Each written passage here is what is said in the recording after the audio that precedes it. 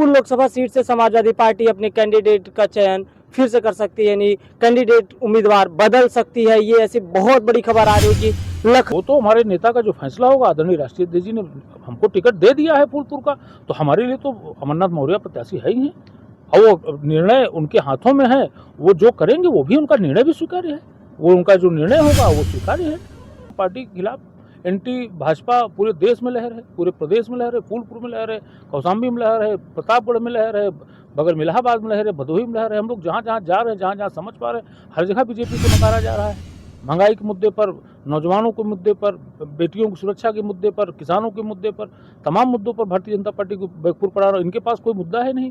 ये जब मंच पर जा रहे हैं तो केवल हिंदू मुसलमान धर्म की बात और इटली, ब्रिटेन और फ्रांस की बात कर रहे हैं। इन्होंने कहा था कि हम 15 लाख नौकरी दे देंगे। इन्होंने कहा था 2 करोड़ हर साल नौजवानों को हम रोजगार देंगे। इन्होंने कहा था कि हम हिंदुस्तान को स्वर्ग बना देंगे। भाई क्या कहा था इन्होंने, क्या कर दिया इन्होंने, बताइए। जीएसटी इन्होंने लाद दिया, नोटबंदी करने के बाद देश का बंटाधार इन्होंने कर दिया। कोरोना में इन्होंने तमाम केयर फंड बनाया, तमाम अरबों खरबों रुपए आया, कहाँ गया, ना कोई ऑक्सीजन प्लांट दिख रहा है, ना कोई अच्छी मेडिकल फैसिलिटी दिख रही है। आए दिन देखते हैं कोई साइकिल से मरीज लिए चला जा रहा है, कोई बहन बेटी को ट्राली में लादे हुए चला है। तमाम वीडियो पिक्चर आप भी देखते हैं, सोशल मीडिया के युग में हम लोग भी देखते रहते हैं जिस तरीके से। नमस्कार साथियों, आप सभी का दर्शक न्यूज 24 पर बहुत बहुत स्वागत है। इस समय बड़ी खबर निकल के आ रही है कि फूलपुर लोकसभा सीट से समाजवादी पार्टी अपने कैंडिडेट का चयन फिर से कर सकती है, यानी कैंडिडेट उम्मीदवार बदल सकती है। ये ऐसी बहुत बड़ी खबर आ रही है कि लखनऊ में अखिलेश यादव जी ने एक बहुत बड़ी अहम मीटिंग बुलाई है। अब इस पर पूरी घटना पे क्या कहना है, हमारे साथ समाजवादी पार्टी से ही सुराव के पूर्व ब्लॉक प्रमुख संदीप यादव जी हैं। इनसे जानने का प्रयास करते हैं क्या वास्तविकता है फूलपुर लोकसभा सीट से समाजवादी पार्टी अपना उम्मीदवार बदल सकती है। सर, इस खबर में कितनी सच्चाई है? देखिए, ऐसा है कि हमारे राष्ट्रीय अध्यक्ष जी बराबर पूरे प्रदेश में हर जिले की मीटिंग ले रहे हैं। कुछ लोगों को कभी भी बुला सकते हैं। वो कैसे चुनाव चल रहा है, कार्यकर्ता किस लेवल पर काम कर रहे हैं, क्या दिशा निर्देश देना है, पार्टी किस तरीके से चुनाव लड़ रही है, हमारा संगठन कैसा काम कर रहा है, हमारा प्रत्याशी कैसे चुनाव लड़ रहा है, इन सब चीज़ों पर रणनीति बनाने के लिए और एक महत्वपूर्ण निर्णय लेने की भूमिका में हमारे राष्ट्रीय अध्यक्ष जी का स्थान सुरक्षित है। वो हमारे नेता ले सकते हैं। लेकिन हाँ, जहाँ तक मीटिंग की बात है तो हमारे समाजवादी पार्टी के राष्ट्रीय अध्यक्ष श्री अखिलेश यादव जी ने बुलाया है और हो सकता है कि हमारी पार्टी की जो आंतरिक कुछ बातें हों जो हमारे नेताओं को दिशा निर्देश देना चाहें कि आप लोग आइए और मिल करके बात करें।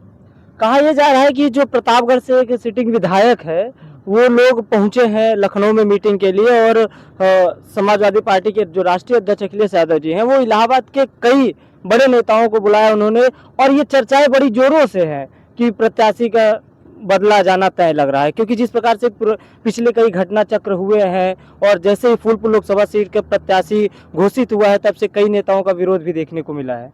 देखिए, ऐसा है, कोई विरोध नहीं है और हमारी समाजवादी पार्टी लोकतांत्रिक पार्टी है और इसमें सबको टिकट मांगने का हक अधिकार है।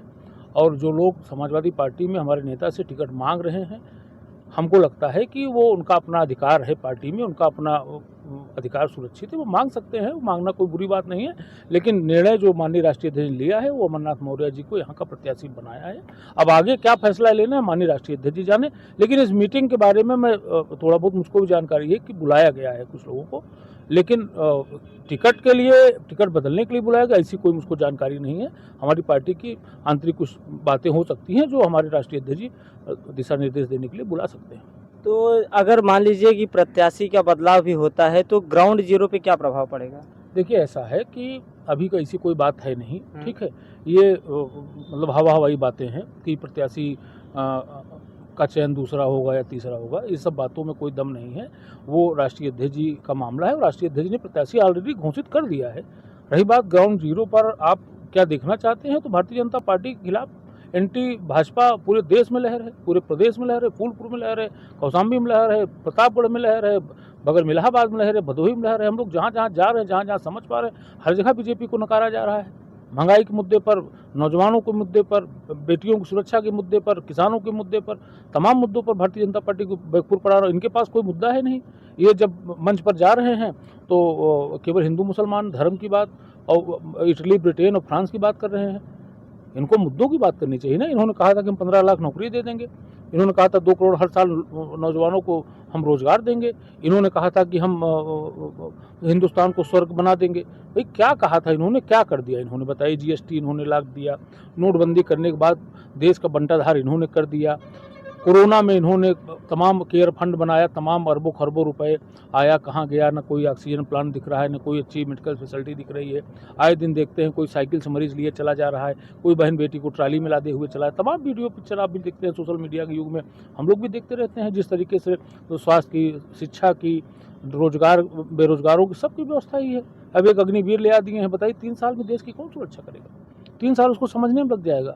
वो नौजवान आकर के 3 साल बाद क्या करेगा? 4 साल के लिए 3 साल 4 साल।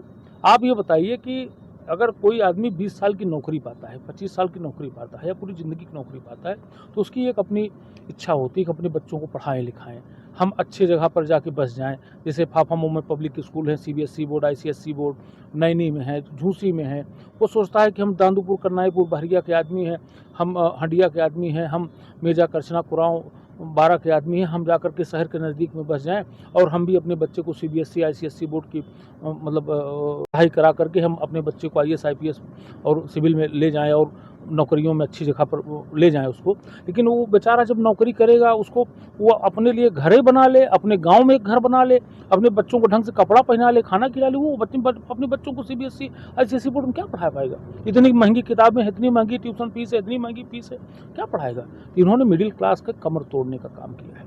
मिडिल क्लास आज ठगा सा महसूस कर रहा है। केवल इन्होंने अपने मित्रों, जिनका पैसा इन्होंने माफ़ किया, जो लोग इनका पैसा लेकर के देश छोड़ के भाग गए, उन पर इनकी कोई नज़र नहीं है। और ये झूठा बवंडर मचाए हैं कि ये 400 पार, 400 पार, कोई 400 पार और नहीं। हमारे जो कैलकुलेशन में जो मैं समझ पा रहा हूँ, भारतीय जनता पार्टी अब की बार 150 भी पा जाए बहुत मुश्किल की बात। बहुत बड़ी प्रेडिक्शन कर रहे हैं आप। भाई जो दिख रहा है मैं बोल रहा हूँ, जो दिख रहा है वही बोल रहा हूँ। तो फूलपुर की लड़ाई कैसे देखते हैं? अगर जैसे अभी अमरनाथ सिंह मौर्य जी प्रत्याशी हैं और आज से नामांकन भी शुरू हो गया है और इलाहाबाद लोकसभा सीट से उज्जवल रमन सिंह कांग्रेस के प्रत्याशी के रूप में आज नामांकन भी करेंगे, तो कब अमरनाथ सिंह मौर्य जी नामांकन कर सकते हैं? देखिए, आज उज्जवल रमन सिंह का नामिनेशन है, आपने हमको यहाँ रोक लिया, हम नामिनेशन में जा ही रहे थे। और उज्जवल रमन सिंह जी भारी वोट से, भारी भयंकर वोटों से जीतने जा रहे हैं, इतिहास रचने जा रहे हैं उज्जवल रमन सिंह जी। 1-2 दिन में हमारा फूलपुर का भी प्रत्याशी वो नॉमिनेशन कर देगा। हम लोग लगातार फील्ड पर हैं। हमारे क्षेत्रीय जितने भी नेता, कार्यकर्ता, बूथ अध्यक्ष, सेक्टर अध्यक्ष, ब्लॉक अध्यक्ष, विधानसभा अध्यक्ष, जितने भी हमारे समाजवादी पार्टी के कार्यकर्ता नेता हैं, वो सारे लोग गांव-गांव जाकर के समाजवादी पार्टी के पक्ष में मतदान करने के लिए लोगों से अपील कर रहे हैं, लोगों से अनुरोध कर रहे हैं। और निश्चित रूप से जिस तरीके से भारतीय जनता पार्टी ने देश को बेचने का काम किया है, ऐसी दशा में देश का नौजवान, देश का किसान, देश का बेरोजगार इस बात को कंठस्थ कर लिया है कि इस बार भारतीय जनता पार्टी को हराना। तो आप ये कंफर्म कर रहे हैं कि अभी हमारे समाजवादी पार्टी के से रूप से, आधिकारिक रूप से अमरनाथ सिंह मौर्य जी प्रत्याशी हैं फूलपुर में, और कार्यकर्ता, सभी कार्यकर्ता ने स्वीकार भी किया है? नहीं, वो तो हमारे नेता का जो फैसला होगा, आदरणीय राष्ट्रीय अध्यक्ष जी ने हमको टिकट दे दिया है फूलपुर का, तो हमारे लिए तो अमरनाथ मौर्य प्रत्याशी है ही हैं। और वो निर्णय उनके हाथों में है, वो जो करेंगे वो भी उनका निर्णय भी स्वीकार्य है, वो उनका जो निर्णय होगा वो स्वीकार्य है। किस तरीके से लड़ाई को देख रहे हैं फूलपुर में? देखिए, फूलपुर में लड़ाई बहुत अच्छी लड़ी जाएगी इस बार साइलेंट वोटर मन बनाया है भाजपा को भगाने के लिए। इस बार हो हल्ला आपको नहीं दिखाई पड़ रहा है, इस बार साइलेंट वोटर देख रहे हैं। अभी यूनिपोल में देखिए, मेट्रो, बुलेट ट्रेन, इन सब का किराया जानते कितना है? मैं एक दिन लखनऊ से आ रहा था, वोल्वो का किराया 670 या 600 कुछ रुपए।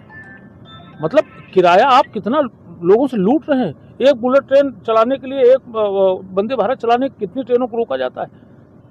अभी राजधानी में हिंदुस्तान का लगभग 10% आदमी ही सफर कर पाया है राजधानी में।